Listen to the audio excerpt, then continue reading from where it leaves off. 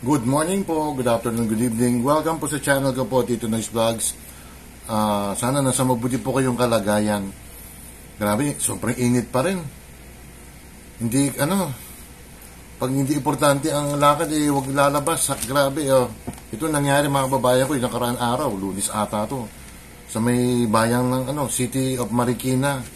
Diyos ko. Pasensya na po hindi ako magmumura pero nakakagalit po.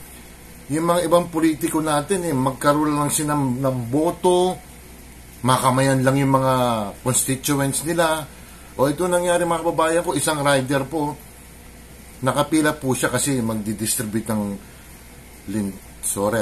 yung tinamaan ng magaling na AX na yan, yung mga tupad na yan, yung mga ayudang yung mga akap na yan. Ito, isang rider namatay po. Napakabata pa yung rider. Ano to kung nasa 50 siya o 40s, pero bata pa rin yung mga babayan ko. Pwede naman, may ibang paraan naman para ibigay yung tinamaan ng magaling na ayudang yan na selective lang na Pwede naman, kung may bank account ng tao, pwede rin. Kung may GCash account, pwede rin. Or dili kaya, i-schedule na lang sa isang barangay dyan. Kunyari, ang apelido mo, letter M. O sa Thursday ka. Hindi, ang nangyayari kasi rito, talagang mahaba ang pila mga babayan ko, sobrang init pa. Nakakita na ako ng mga nagdi-distribute ng mga ayudang yan. Kasi nasa District 4 po ako Diyan sa may bandang Campinas, ay grabe rin ang pila, ang haba po. Dahil sa yung mga ibang politiko natin na masyadong ganid sa mga ayudangin. Hindi man sa kanila ang perang yan.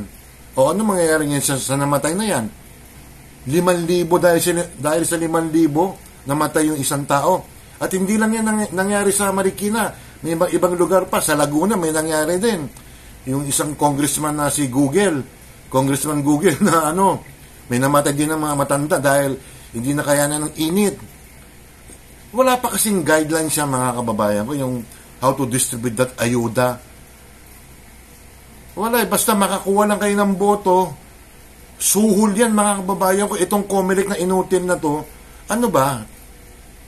i-interpret nyo nga yung mga namimigay ng mga namimigay ng mga tulong na ayudang yan. At saka parang nangyari, magiging title ko nito sorry po for sale, dignidad mga kababayan ko. Igalang yun naman yung dignidad ng mga ibang nakapila. Alam ko may mga hikaws din natin mga kababayan.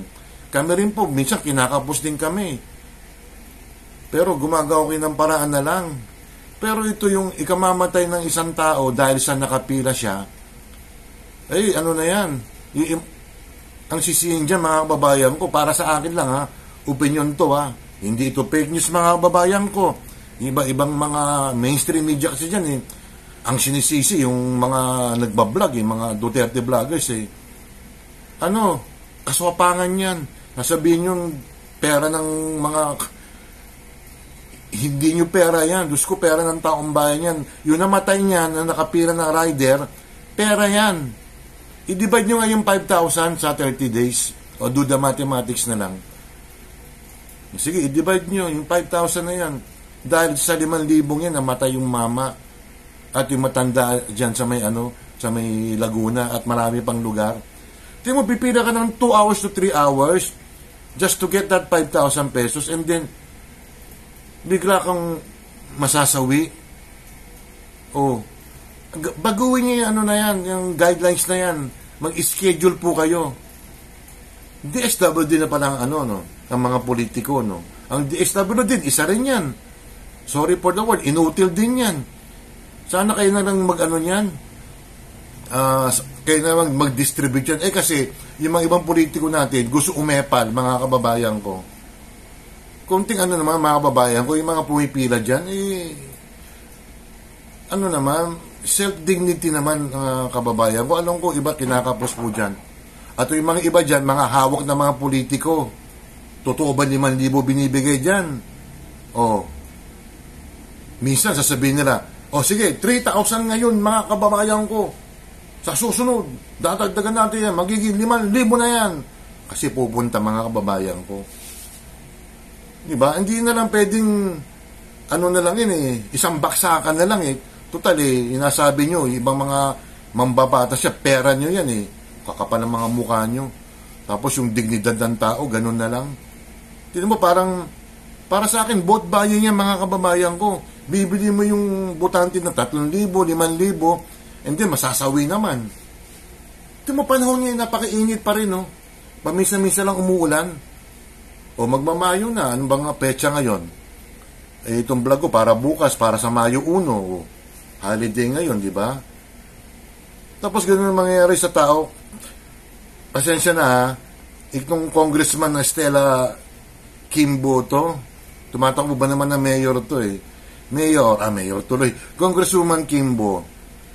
Alam ko, kasalanan mo ba yan? Maybe, partly, kasalanan mo yan O pwede naman i-deposit na lang yan sa account ng yung namatay ng tao or i-Gcash na lang Kasi ang gusto nyo, makita nyo yung mga butante nyo. Paramihan. Kaya naman dyan mga ibang mga tumatanggap ng mga ayuda, wala ba kayong mga trabaho? Kaya ako, retired na ako mga babayan ko, may pension lang ako.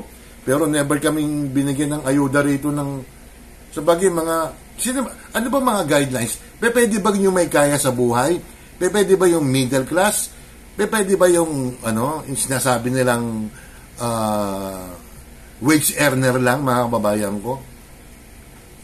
Kasi i-generalize yun na lahat kasi para wala nang reklamo yung ibang mga tao dyan. Kasi ang mga binibigyan lang yan, yung mga kamag-anak minsan ni politiko, mga barangay captain dyan, pag hindi mo kakampi, hindi ka bibigyan.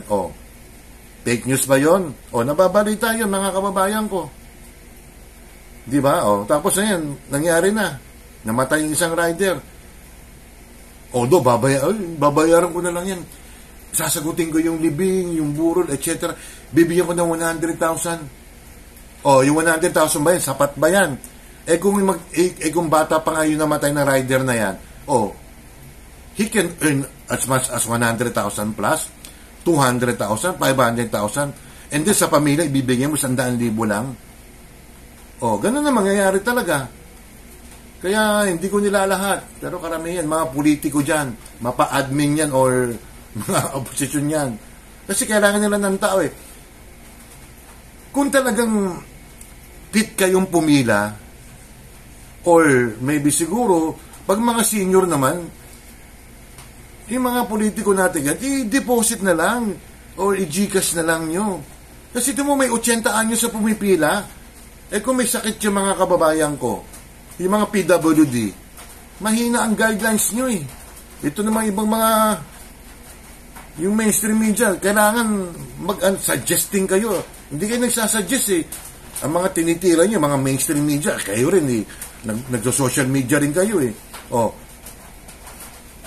Kaya ganun na lang mga babae ko para mabawasan yung mga masasawi dyan kasi sa sobrang init ng panahon, uulan, lalamig, iinit.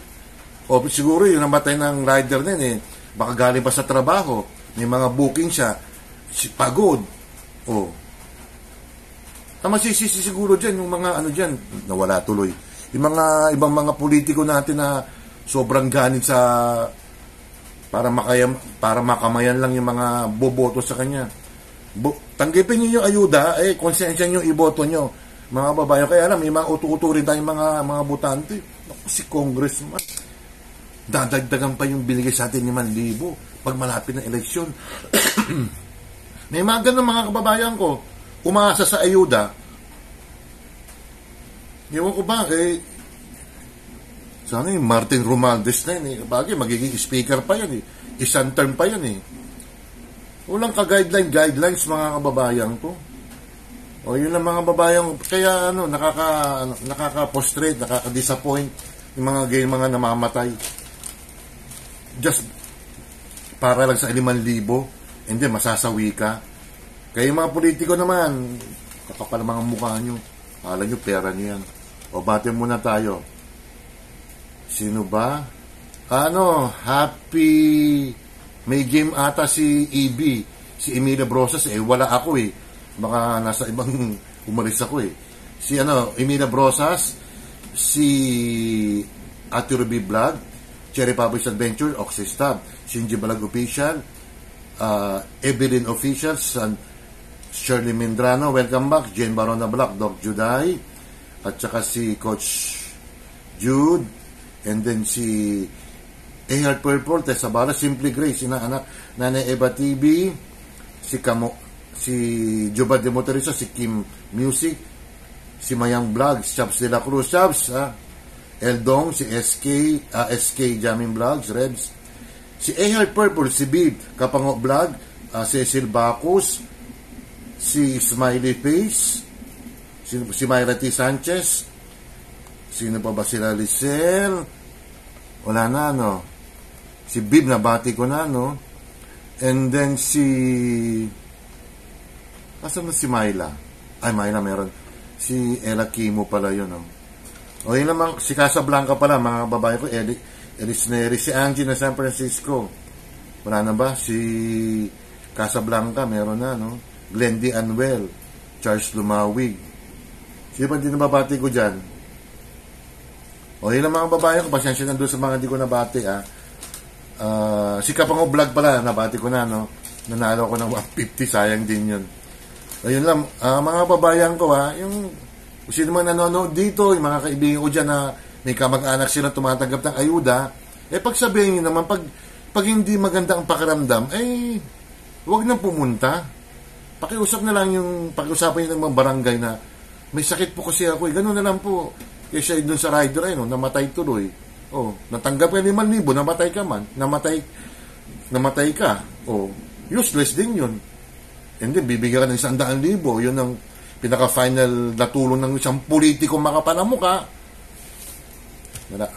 Yun lang po, pakisubscribe lang po at saka pakilike lang po. Salamat po at mag-iingat po kayo. Vote wisely, malapit ang eleksyon. 10 days na lang. Bye!